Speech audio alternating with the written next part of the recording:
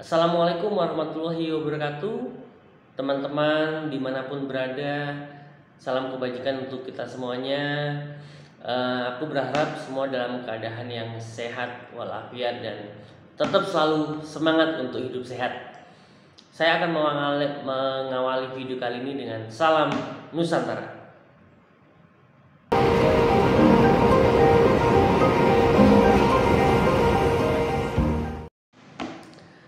Di sharing bersama Drunaf kali ini, aku akan coba untuk menjawab pertanyaan tentang olahraga itu selain menyehatkan tubuh kita, apakah benar bisa meningkatkan prestasi akademik anak ya? Bener nggak sih? Ayo balap berlari. Ayo. Olahraga tidak hanya bermanfaat untuk kesehatan, tapi juga dapat meningkatkan rasa percaya diri, kemampuan belajar dan berlatih, meningkatkan kesehatan mental psikologis anak, dan juga membantu anak untuk mengurangi stres. Menurut pendapat akademisi olahraga, olahraga dapat meningkatkan kemampuan kognitif, kesehatan, dan kinerja akademik anak secara signifikan. Nah, dalam hal ini juga ada beberapa faktor yang mempengaruhi tingkat atau prestasi akademik anak.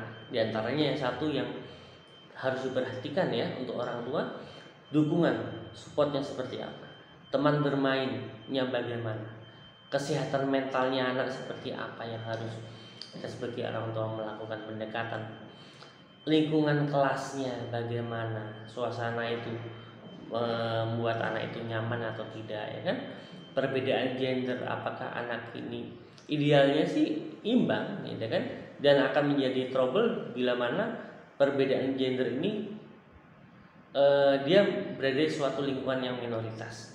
Itu juga menjadi menjadi pertimbangan orang tua. Kemudian selain itu latar pendidikan keluarganya seperti apa, latar belakang pendidikan keluarganya seperti apa. Yang terakhir yang tidak kalah pentingnya adalah faktor keterlibatan orang tua dan faktor sosial ekonomi yang memang hal ini perlu adanya pendekatan persuasif dari orang tua demi meningkatkan prestasi anak. Nah, olahraga jelas dari hasil riset akademisi olahraga berpengaruh dominan dengan berbagai alasan, diantaranya saya akan coba untuk menjabarkan ya ke teman-teman. Ketika olahraga, tubuh itu dipacu untuk terus bergerak, jantung akan terus memompa darah segar ke seluruh organ tubuh termasuk pula otak. Aliran darah yang lancar menuju otak akan mencegah terjadinya kerusakan sel otak dan membantu pembentukan sel otak yang baru.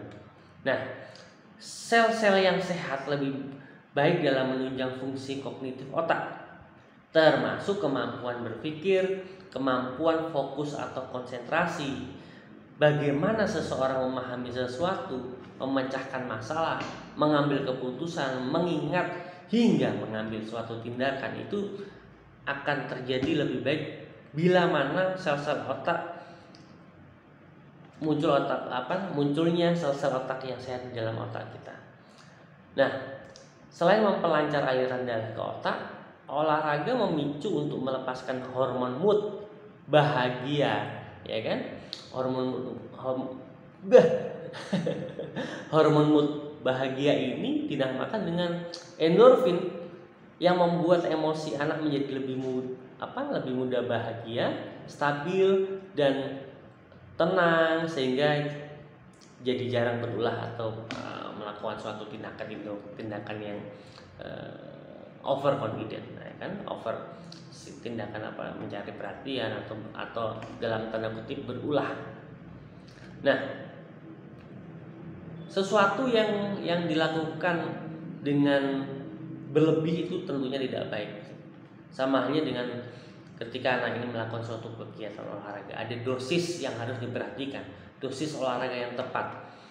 Kurang lebih ada anak-anak ini membutuhkan sekitar 60 menit untuk berolahraga setiap harinya. Total 60 menit ini tidak harus didapatkan dalam suatu waktu yang sama, tetapi juga dapat dijumlahkan dalam sehari menjadi 60 menit.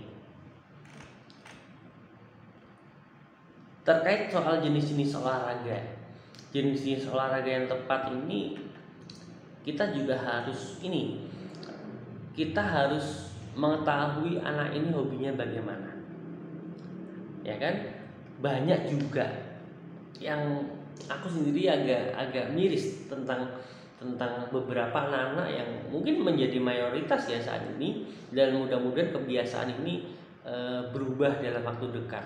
Contohnya, anak itu terlalu asik bermain gadget juga bisa membuat anak ini menjadi malas untuk bermain di luar rumah. Contoh, atur waktu. Cobalah kita untuk mengatur waktu anak-anak untuk kita sebagai orang tua memutuskan untuk stop gadget dalam satu waktu ya. Karena memang kita juga tidak bisa membatasi anak untuk berselancar di dunia maya, karena bagaimanapun dunia maya ini gudangnya ilmu juga gitu kan. Tetapi ada batasan-batasan yang harus tegas kita sampaikan ke anak-anak. Demi apa? Demi kesehatan mental anak tersebut ya. Nah, kegiatan itu bisa kita dosis waktu dalam berolahraga ini bisa juga kita lakukan bersama dengan anak-anak di rumah. Contohnya kita melakukan olahraga bersama keluarga juga bisa menjadi suatu pilihan yang tepat. Selain menyehatkan bagi seluruh anggota keluarga, melakukan kegiatan bersama bisa menjadi sarana komunikasi keluarga yang tepat. Misalnya jogging, olahraga aerobik, berlari, naik sepeda, berenang, berjalan menanjak atau hiking, dan juga mungkin bela diri menjadi suatu pilihan olahraga yang tepat untuk olahraga bersama keluarga ya.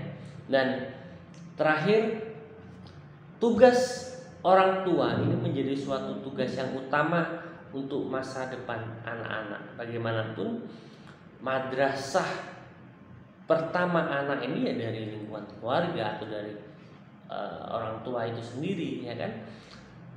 Peran serta orang tua adalah menyeimbangkan antara porsi belajar dan aktivitas anak-anak. Nah, setelah mengetahui manfaatnya, kita sudah tidak boleh ragu lagi untuk mengajarkan anak-anak berolahraga. Semangat ya, demi anak-anak menjadi lebih baik lagi, dan tentunya anak-anak Indonesia menjadi anak-anak yang sehat, anak-anak yang memiliki masa depan yang gemilang. Karena di tangan anak-anak inilah masa depan Indonesia berada. Terima kasih. Wabillahi taufiq wal hidayah. Wassalamualaikum warahmatullahi wabarakatuh. Salam olahraga.